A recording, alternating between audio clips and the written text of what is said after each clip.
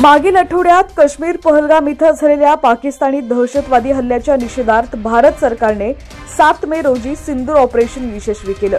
यामध्ये 9 ठिकाणी हवाई मारा करत पाकिस्तानी दहशतवाद्यांचा खात्मा केलेला असून भारत आणि पाकिस्तानमध्ये कोणत्याही वेळेला युद्धजन्य परिस्थिती निर्माण होऊ शकते।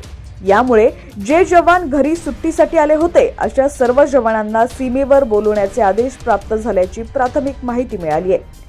यामध्ये जळगाव जिल्ह्यातील पाचोरा तालुक्यातील खेडगाव नांदीचे मनोज ज्ञानेश्वर पाटील यांचा यामिनी हिच्याशी नुकताच 5 मे रोजी विवाह संपन्न झाला होता, परंतु विवाह झाल्यावर तात्काळ त्यांना सेवेमध्ये रुजू होण्याचे आदेश आलेले आहेत। मनोज यांनी आपल्या अर्धांगिनीला परत येण्याचा विश्वास देऊन देशाची सेवा करण्याचा मार्ग निवडलेला असून देशसेवेचे धाडस दाखवून पुन्हा आपल्या नियुक्तीच्या ठिकाणी रवाना झालेले आहेत। या धाडसी निर्णयाचं सर्वत्र परिसरामध्ये मनोज पाटील यांचं अभिनंदन व कौतुक करण्यात येत आहे।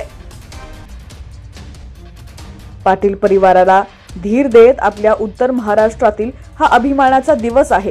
देशाच्या सुरक्षेसाठी जवान मनोज पाटील यास हळद फिटली नाही आणि मेहंदी मिटली नाही अशा स्थितीत कॉल येणं हा सर्वांसाठी अभिमान वाटावा असा प्रसंग असल्याचं शेवटी श्री सोमवंशी म्हणाले।